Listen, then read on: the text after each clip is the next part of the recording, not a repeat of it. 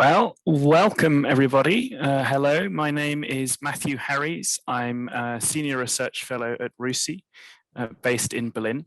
And it's my great pleasure to welcome you all to this panel on new perspectives on arms control and disarmament. It is a difficult time for arms control and disarmament regimes. Existing agreements have in the past few years collapsed and or stopped working. The prospects for new agreements are challenging, both for geopolitical reasons, but also for technological reasons. There are increasing tensions between nuclear armed states. There are diverging perspectives on who should be involved in arms control agreements and when and to what extent. But there are also a wider range of strategic weapon technologies that affect the strategic balance and affect the prospects for arms control.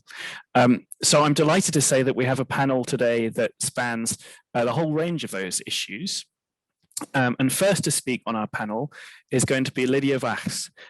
She is a research assistant at the German Institute for International and Security Affairs, the SWP, here in Berlin. She was also previously a research assistant at RUSI, so we're very glad to welcome her back.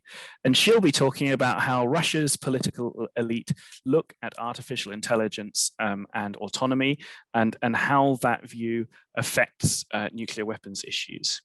Our second speaker will be Ekaterina Lapanovich. She is a PhD candidate and assistant at the Department of Theory and History of International Relations at the Ural Federal University in Yekaterinburg. She'll be talking about the humanitarian approach to arms control and disarmament and the Treaty on the Prohibition of Nuclear Weapons, the Nuclear Ban Treaty.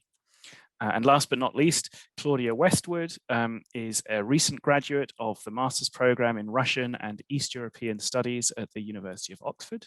She's also an intern at the European Leadership Network, and she'll be talking about the UK's recent decision to raise the cap on its stockpile of nuclear warheads and to become less transparent about its operational nuclear deployments and what that might mean for arms control and disarmament. Our three speakers will present for roughly 12 minutes, and definitely not more than 15. We'll then hand it over to the audience for Q&A. Please submit your questions via the Q&A box on the C+ platform. And just a reminder that we're entirely on the record, both for presentations and for Q&A. So with that, Lydia, over to you. Thank you so much, Matthew, for the introduction. My name is Lydia Wachs, and it is my pleasure to present to you today my research on the debates on military AI and autonomy in Russia and its implications for strategic stability. So in referring to AI, President Putin said in 2017, whoever becomes the leader in this sphere will become the ruler of the world. And I believe several of you will already know this quote. So while this quote has gained much attention and prompted concerns that Russia might be seeking a new AI-enabled attempt-like doomsday system, there's not much has been research that actually looks at the broader debate on military AI and autonomy in Russia and Russian political and military circles, and examines which opportunities and risks they highlight, and ultimately to what extent the Russian political and military leadership might be willing to delegate decision-making authority to machines. So in order to contribute to a better and more nuanced understanding of the debate in Russia, with the research for this presentation, I've analyzed how the Russian political and military elite debates AI and autonomy in the military domain in general and the nuclear forces in particular, and specifically what kinds of opportunities but also risks they emphasize. For this purpose, I've conducted a qualitative content analysis of articles that center around military AI and autonomy, published in the journal Military Thought, or Военная мысль, which is the oldest and leading military theoretical journal of the Russian Ministry of Defense, which features articles by members of the ministry, the general staff, and other military officials and scientists. And I've complemented this with statements by President Putin and Defense Minister Shoigu that also refer to AI and autonomy. And with this analysis, I've specifically focused on the period between 2017 and 2021, so today. So while my findings are therefore of course, only limited to unclassified debates and do not cover the whole spectrum of Russian military journals, I believe they already provide some insights into the AI debate in Russia. So what I'd like to present to you today are three main findings that will also guide my presentation, and based on this, one overarching recommendation. So first, Russian military and political elites clearly emphasize the great potential they see in the use of AI for various military applications. In doing so, they, however, underline the need to keep humans in the loop and not to develop fully autonomous systems or processes, at least not in the nuclear realm. Nevertheless, they do not discuss or specify the level of human involvement they deem necessary, nor do they acknowledge risks of increasing the opaque AI-enabled systems that may render human judgment impossible. And as this could have quite destabilizing effects on strategic stability that I will discuss at the end of my presentation, I argue that arms control measures should be pursued to address these. But before discussing my first finding, I'd like to briefly introduce Russia's AI definition. So in 2019, Russia adopted a national strategy on AI, which defines AI as a set of technological solutions that allows to imitate human cognitive functions and to obtain, when performing specific tasks, results comparable, at least to the results of human intellectual activity. In addition, military writings also often use the term intellectualization to refer to the development and use of AI technologies. So moving on to my first key finding of my research. So a dominant theme in the literature that I've analyzed is the idea that AI has a huge transformative potential for warfare, and that Russia must be among the leading, if not the leading state in this sphere. Furthermore, potential applications of AI that Russian elites discuss and highlight are focused firstly on the area of early warning, ISR, as well as command and control, and secondly, on onboard control systems of weapon systems and platforms, including groups of systems. Military elites also mention the use of AI for logistics and maintenance, as well as for cyberspace and information operations. But as these latter categories received less attention and would also go beyond the scope of this presentation, I've decided to focus only on the first two categories. So starting with the first one. So a topic that really has received much attention in military writings is ways to improve early warning, as well as ISR and command and control with the use of AI technologies. So what has been discussed, for example, is the use of advanced machine learning methods to improve and accelerate information processing of early warning radars. And here to improve not only the detection and tracking of targets, but also to enable the development of systems that continually improve by adapting and learning from previous patterns and instances. But Russian military officials underline advantages of using AI also more broadly in the area of information management and command and control, which resembles the discussions that are currently going on in the US around the concept of joint all-domain command and control. So here much has been written about how different systems and assets could be integrated into a unified automated control system, and then the use of AI methods would allow to process all available information quickly, resolve variances from this data, and thereby provide a global operating picture, as it is called, in real time. This is supposed to help the military in identifying threats more quickly and reliably, which enables faster decision-making and command and control processes. So a key theme which is stressed in this context is the need for information dominance in modern conflicts. And this quote from an article from Vienna Yamisov from April this year illustrates this discussion by pointing out the high speed of data processing that allows to accelerate command and control cycles in operations of different scales and at different levels. A second major theme in Russian military literature related to the military application of AI and autonomous functions is its use to improve weapon systems and platforms. So first, AI technologies could enable unmanned systems such as unmanned underwater or aerial vehicles to navigate and execute tasks autonomously, which would, as it is stressed in those military writings, improve their endurance, reach, and agility, as well as their immunity to potential interferences with communication lines. Beyond that, military elites also discuss the use of AI to enable swarm operations of several unmanned or autonomous systems that execute tasks collectively. And a somewhat related concept that is also being highlighted in Russian military literature is teaming operations of manned and unmanned aircraft, in the sense that a manned aircraft equipped with AI-enabled decision support and communication tools could control one or several UAVs that would support the manned aircraft. And considering recent flight tests, this concept of manned-unmanned teaming could potentially be implemented for both non-nuclear and nuclear operations. So overall, this demonstrates that Russian political and military elites see a growing role of AI-enabled systems and autonomous functions for various military purposes and applications. At the same time, however, they continue to stress the importance of keeping human command and decision-making in the loop.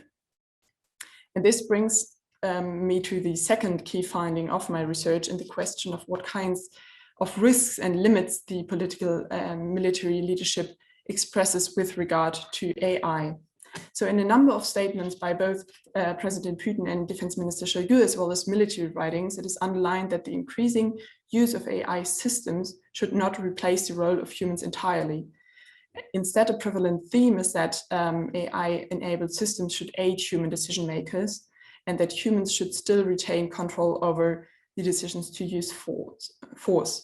And here are two examples which illustrate this. So on the left-hand side, you see a quote by President Putin, who stresses that AI will never replace humans. And on the right-hand side, there's a quote from an article from Vayana and Ural, which also talks about a human plus machine concept. What is interesting in this context is that a number of articles and statements reference US AI efforts and argue that the US is actually deviating from this concept of human control by pursuing increasingly autonomous systems and processes in both conventional and nuclear forces. So for example, an article from January mentioned that US experts had proposed creating an AI-based automated nuclear retaliation system. And this brings some then to the conclusion that in the long run, in order to successfully compete with potential adversaries, there will probably be a replacement of humans by machines, at least in the conventional realm. Furthermore, and that's my third finding actually, despite these statements in favor of continued human control, it remains unclear to what extent humans should retain control and how this should be ensured in practice against the backdrop of the use of increasingly sophisticated AI systems. So while several military writings discuss potential technical risks and challenges, for example, the dependence of AI and especially machine learning on adequate training data, they do not discuss problems in the area of human-machine interaction, such as the potential inability of humans to retrace the decision-making of advanced algorithms due to their black box nature. Nor do they discuss risk of automation bias, meaning that humans could overtrust AI-based systems, or risks that the increasing speed of warfare could simply overwhelm human commanders. So where does this leave us, and what does this mean for strategic stability? Well, first of all, as many researchers have pointed out before, whether AI will strengthen or undermine strategic stability will to a large extent depend on its application. So several of the AI applications, or some that the Russian elite is debating, might not be inherently destabilizing, but the crucial question is how they are being used and to what extent.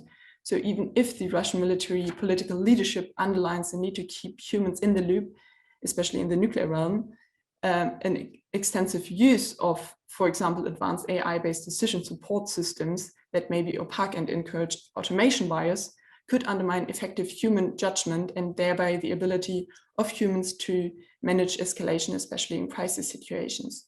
Therefore, an important question that seems to be missing from the debate among Russian political and military elites, but whose answer is crucial for crisis stability, is at what point in an AI-based analysis and alert process a human verifies the information.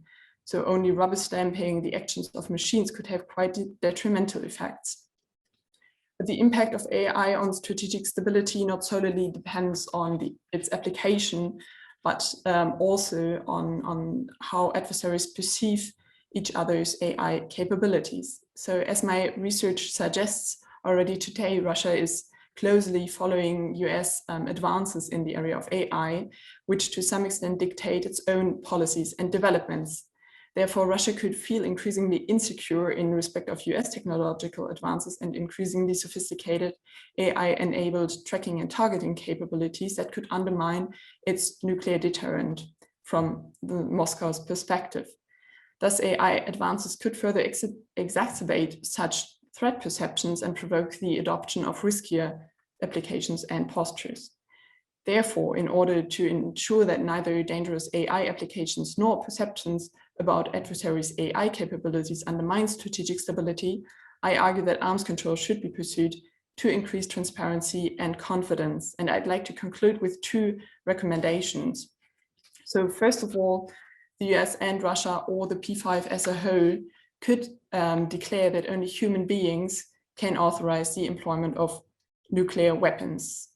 While this might increase some confidence, as I've pointed out, just declaring human control over nuclear launch decisions is certainly no panacea.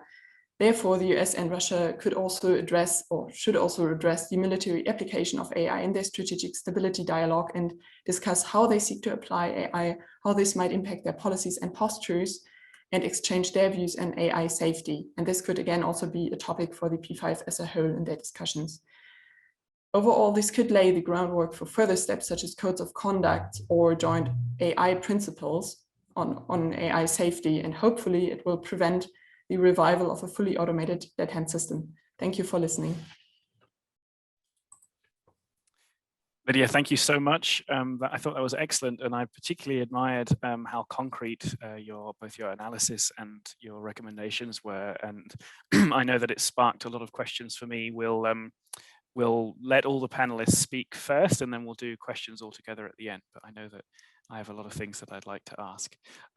My introduction, of course, got the speakers out of order. The next one is not Ekaterina, but is Claudia. Claudia, over to you. Thank you so much. So good afternoon, everyone. Today, it's my privilege to be presenting on the UK's integrated review, implications for transparency measures in multilateral arms control forums. So to briefly run through the structure of this presentation, in my introduction, I'll outline my key points, my methodology, and give some key definitions. I'll then present the findings of my research into how P5 statements discuss transparency and the international security environment before critically evaluating what this means for strategic stability.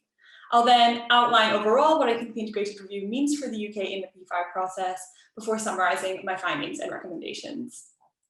So to start off and preempt some of my key points, in the integrated review, the UK shifted to a doctrine of strategic ambiguity as a result of the deterioration of the international security environment.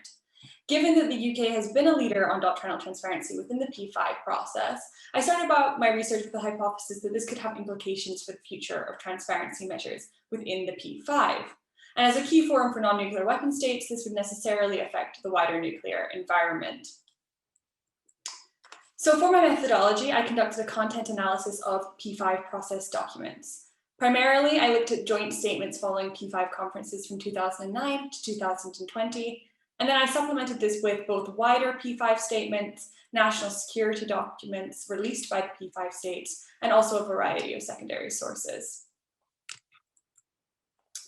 So to turn to definitions, firstly, nuclear doctrine is defined by the NTI as the goals and missions that guide the deployment and use of nuclear weapons that determine each nuclear weapon state's force structure, declaratory policy, and diplomacy. And I start with this because transparency is obviously a wide term. It encompasses a variety of different actions for different objectives and goals.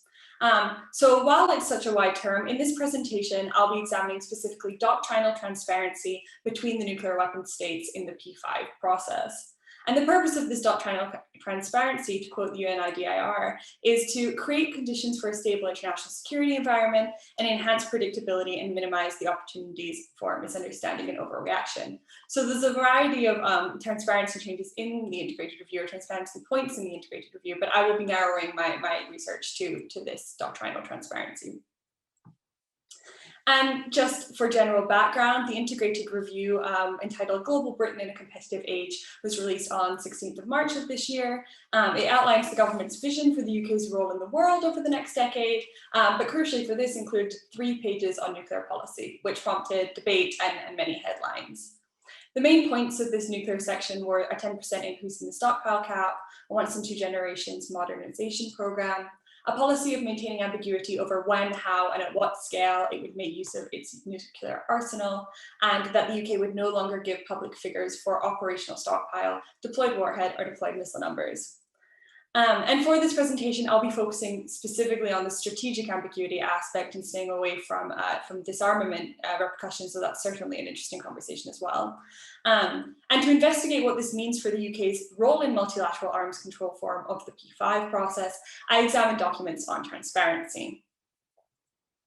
So my first finding it was from looking at P5 statements on transparency. And in 2009, the P5 joint statement after the first conference outlined that the states were aimed to build mutual confidence through voluntary transparency measures. And from 2010 to 2016, there was kind of consistent dialogue, rhetoric about continuing previous discussions on the issues of transparency and mutual confidence, including nuclear doctrine.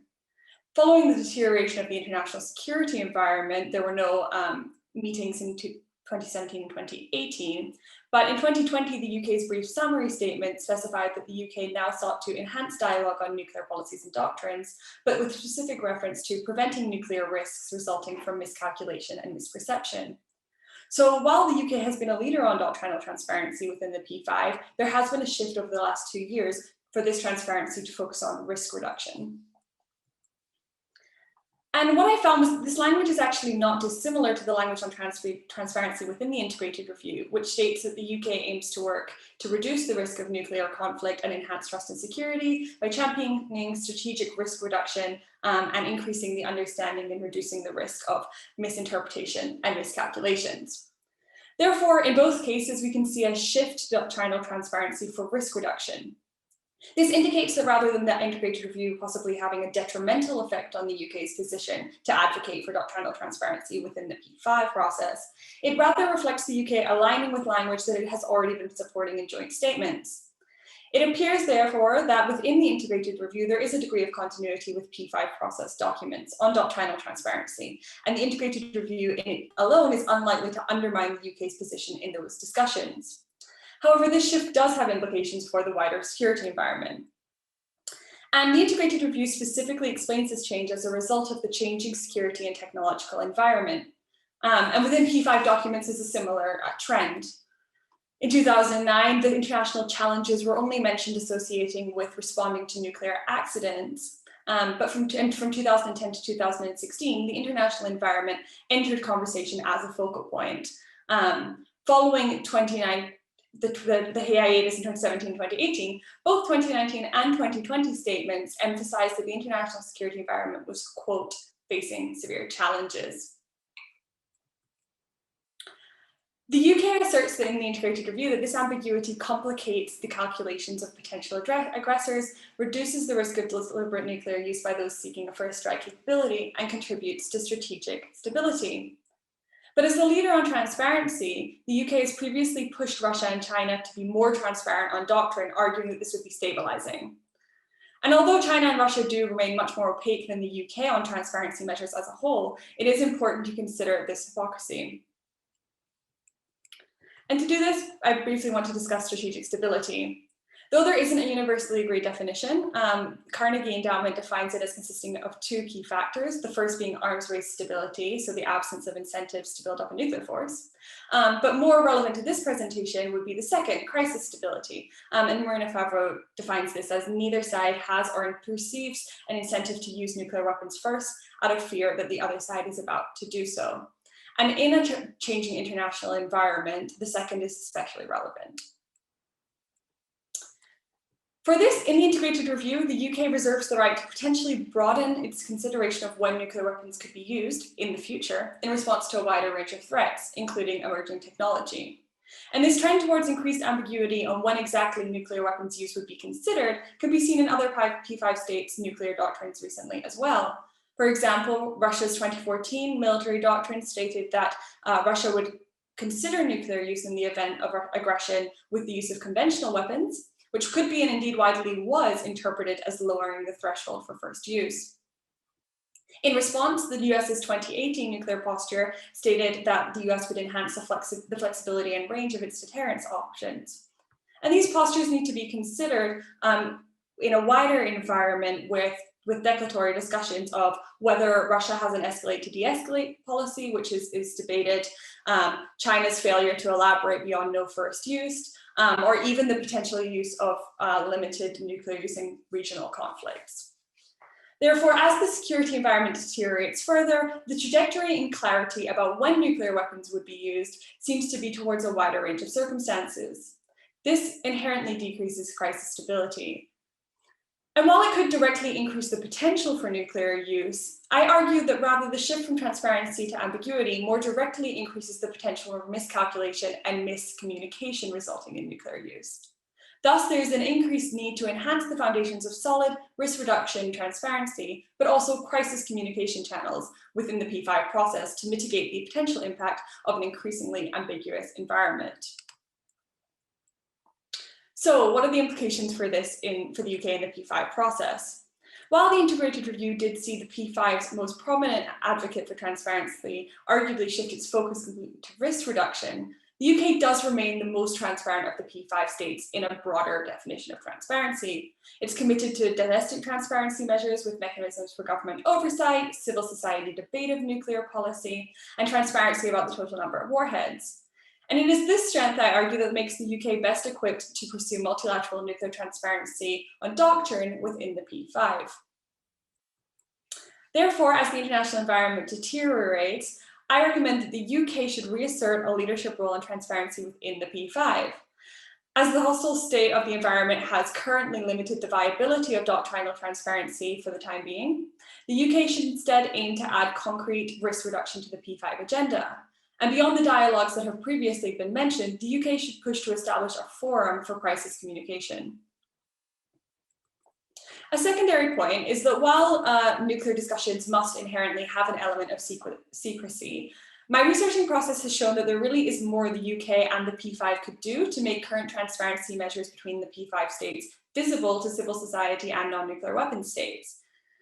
There's a chance that this is feasible, as can be seen in China's recent statement to the third PrepCom 2020 that the P5 plans to conduct expert-level consultations on nuclear policy and doctrine, and through jointly holding a side event at 2020 RevCon. This would be powerful. It would reassure non-nuclear weapon states that the P5 is actionably aiming to secure a safer nuclear environment, and could also, in some ways, reinforce the importance of the NPT. So to conclude, my key points and findings are the following. Firstly, the language on doctrinal transparency in the UK's integrated review is in fact not dissimilar to P5 process statements, shifting a focus to risk reduction dialogue. In both the integrated review and P5 statements, there's an increased concern for the state of the international security environment, and there's a worrisome trajectory on the ambiguity about what situations in which nuclear weapons could be considered within this environment, enhancing the risk of miscalculation and miscommunication. The UK should therefore reassert its commitment to P5 process transparency by leading on concrete risk reduction measures, including crisis forums. The P5 remains a vital forum for nuclear weapons states, and while it cannot be expected to supersede the constraints of the international security environment that it operates within, there is certainly room for the UK to lead the P5 process in making the UK environment safer and more stable through real transparency mechanisms. Thank you so much, and I look forward to the Q&A. Thank you very much, Claudia. I thought that was an excellent run through a set of quite complicated and interconnected issues. So I'm very much looking forward to asking you my questions and hearing what the audience have to say as well. And on that note, do feel free to send in questions as the panelists are speaking, just so that we have questions to hit the ground running with when they're all finished. Okay, over to you, Ekaterina. Okay, everything is done. My name is Ekaterina. I'm from Ural Federal University, that obviously is in the Urals, Russia, and I'm very privileged to present here today. I would like to thank the whole UK PONI team, Dr. Anna Alexandrou, and others for this opportunity. And a special thank you to Dr. Heather Williams, my UK PONI external supervisor, as working with you has been one of the best experiences to date. In my presentation, I'm going to speak about the Humanitarian Initiative on Nuclear Weapons as a positive agenda for nuclear disarmament diplomacy. Let me also share at the outset that this is a policy research rather than an academic one. Here is the outline of my presentation. I will introduce my argument first, then I will guide you through some turning points in the history of the initiative. Third, I will share with you my takeaways from this history, and then we will move on to some policy recommendations. And finally, I will end up with the conclusion. The main point is that the humanitarian agenda seems to be monopolized by the ban. It limits the transformative potential of the initiative as it makes it a sort of restricted area for states that are either members or partners of nuclear alliances or are still skeptical about the ban for some reasons. That is why I would argue that there is the need to demonopolize the humanitarian agenda. My aim in the following section is twofold. First is to bring to the forefront some exogenous factors that determine the direction of the humanitarian initiative from something depoliticized, fact-based, and focus on re-energizing existing fora to something politicized, ideologized, and focused on stigmatization. Second is to share some takeaways from the story about the initiative and the ban. On the slide, you may see the turning points in the history of the humanitarian initiative leading to the ban. First, according to the new and truly brilliant book authored by Alexander Kment, the director of the Department for Disarmament, Arms Control and Non-Proliferation at the Austrian Foreign Ministry, and actually one of the architects of the humanitarian initiative, the failure to implement the 2010 action plan inspired a group of states to find new ways, and I quote, to overcome the inertia in the existing fora. Additionally, it motivated Norway to operationalize the humanitarian initiative. Second, nuclear weapon states' disengagement from or late engagement with the conferences on the humanitarian impact of nuclear weapons that were the main platforms on which the humanitarian initiative developed was counterproductive. And third, the 2015 review conference was a moment of clarity about the seriousness of nuclear weapon states' disarmament commitments. Moreover, and I selectively quote Alexander Kment, the refusal of nuclear weapon states to engage on the humanitarian initiative's arguments to compromise on disarmament was also a moment of clarity about the humanitarian initiative's future trajectory. On the slide, you may see the quotation from the internal memo of Austria's foreign minister prepared by Alexander Kment after the 2015 review conference, giving his account of the development of the initiative. So, what are the main takeaways from the history of the initiative? The first is that dismissal and disengagement backfire. Quoting Martha Finnemore, dismissal is very different than disagreement. That is counterproductive as it delegitimizes and damages the order that was created by nuclear weapon states, and mostly for nuclear weapon states. The second is that this dismissal and disengagement on the side of nuclear weapon states created the conditions for the pivoting of the initiative towards the ban. That is something officials at the Ministry of Foreign Affairs of Norway call the hijacking of the initiative.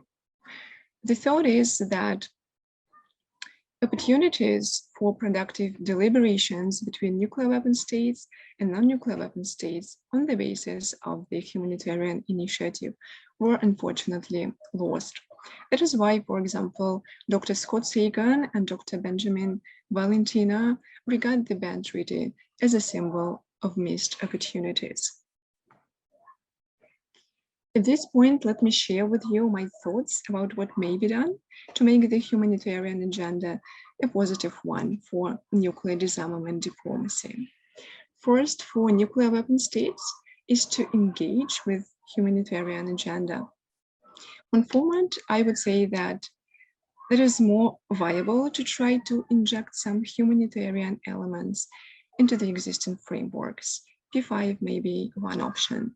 On some specifics, it would be useful to start a conversation about the application of international humanitarian law to nuclear planning.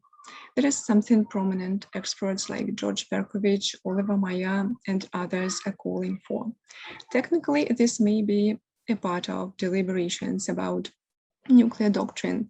Claudia has already mentioned in her presentation the importance of doctrinal transparency for more security. And the 2010 final documents reference to, I quote, the need for all states at all times to comply with applicable international law, including international humanitarian law, may serve as a mandate for this conversation. Speaking about challenges, the challenge and the big challenge is that not all nuclear weapon states will be happy about this agenda item. And honestly, there is little hope that this conversation may be launched under the French presidency. It is not only about France, of course. My country, Russia, and also China are less explicit about the interplay between IHL, international humanitarian law, and nuclear planning than the US and the UK do. But some representatives of some nuclear weapon states share their interest in having such kind of important conversation. And that would be extremely welcome. And that is something I would say responsible nuclear weapon states are expected to do. I have some additional thoughts on this that I would be happy to share in case this topic is brought up in the Q&A. Second, for multilateral groupings like the Stockholm Initiative, it is to try to bridge the divide and also to cooperate with other groupings. The Stockholm Initiative, that is quite diverse and focused on the disarmament pillar, is quite promising in this respect. One of the priorities of the initiative is nuclear risk reduction. And I would like to stress that it is remarkable that their working paper on nuclear risk reduction for the 10th Review Conference features the catastrophic humanitarian consequences. It gives some hope that the initiative may be the platform for deliberations about widening of the approach to nuclear risks and going beyond strategic risk reduction. Furthermore, it would be helpful to bridge the initiative with P5 to discuss these different perspectives on risk reduction. Accordingly, Dr. Heather Williams calls for more cooperation between P5 and the Stockholm Initiative. Third, for both non-nuclear weapon states and nuclear weapon state, the recommendation is to depoliticize the humanitarian initiative and concentrate efforts on finding a middle ground. For all the sides to engage in inclusive deliberations, it is crucial, as Dr. Heather Williams points out, to depoliticize the humanitarian initiative and also depolarize it. Respectful disagreement, also highlighted by Carmen Bonderlich, and non-blame games would make it easier for the sides to engage with each other. These efforts may be focused on, again, risk reduction. It is not finally that easy to draw the line between risk reduction for the stability of deterrence and that for the sake of humanity. Honestly, I'm still thinking about suitable formats for this bridge building, and I would again be happy to share my thoughts with you in the Q&A if this topic is of interest to someone. To conclude, I would like to reiterate that in my view, the disarmament community should demonopolize and depoliticize to continue the conversation about humanitarian consequences of nuclear weapons in a manner that is not centered on the prohibition and does not rely on stigmatization, and thus more inclusive and holistic. And finally, to leave you with some food for thought, I would like to share with you that I personally believe that some intellectual efforts are required to move the humanitarian agenda forward. A number of questions are to be answered in this respect. One of them is whether and how humanitarian risk reduction is different from strategic risk reduction. That is something I'm working on at the moment, and I would really appreciate if you shared with me your thoughts about it, either in your questions and comments or in writing by chat or email that is, I hope, available on the platform.